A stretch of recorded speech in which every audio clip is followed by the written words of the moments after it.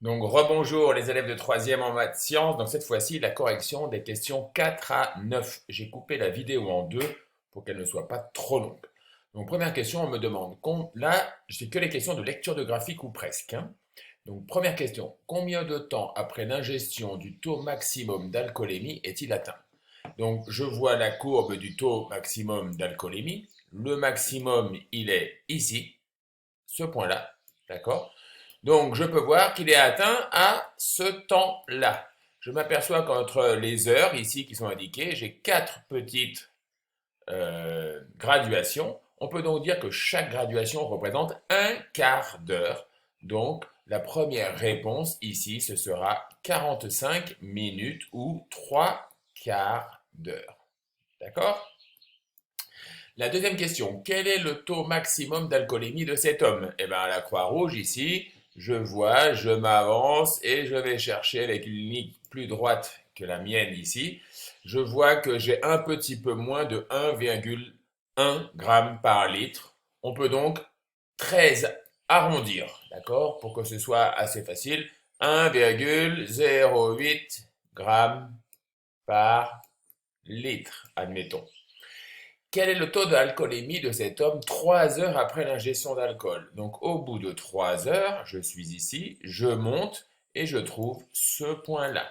Je m'aperçois donc que le taux d'alcoolémie, cette fois-ci, il est de 0,6 grammes par litre. Donc au bout de 3 heures, son taux d'alcoolémie est descendu à 0,6 grammes par litre. Quel est le pourcentage de diminution du taux d'alcool 3 heures après? Ça, c'est le petit calcul en général un peu plus difficile qui va poser problème. Donc qu'est-ce que l'on sait? On sait que le taux de départ, c'était 1,08 g par litre. Et que ce taux, il est, avec le temps, au bout de 3 heures, il est passé, grammes par litre, pardon, il est passé à 0,6 g par litre. J'ai donc multiplié par un facteur, je vais voir si je peux changer de couleur, oui. J'ai multiplié le taux de départ par quelque chose que je peux appeler x en mathématiques. Ce quelque chose me permet d'obtenir une nouvelle valeur du taux d'alcoolémie qui sera de 0,6 g par litre. Donc je peux donc réécrire cette formule 1,08 fois x est égal à 0,6 grammes par litre.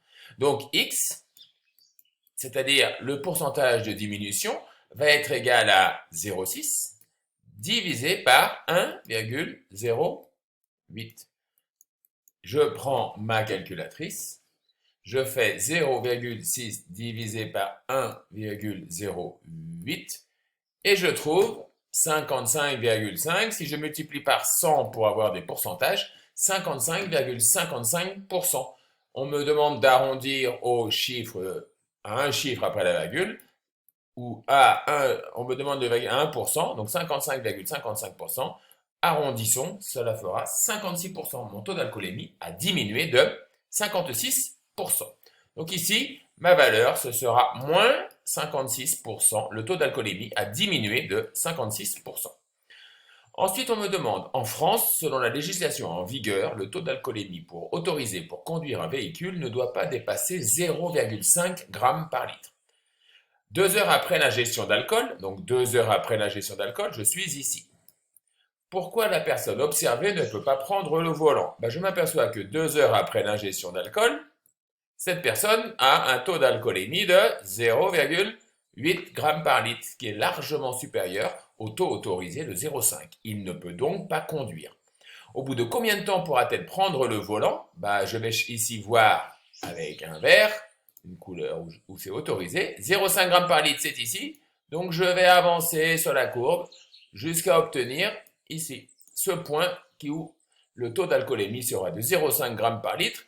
Je descends, j'arrive ici. Il faut donc 3h45 après avoir bu la quantité d'alcool que cette personne a bu pour qu'elle puisse reprendre le volant. Donc voilà pour la petite correction. Merci.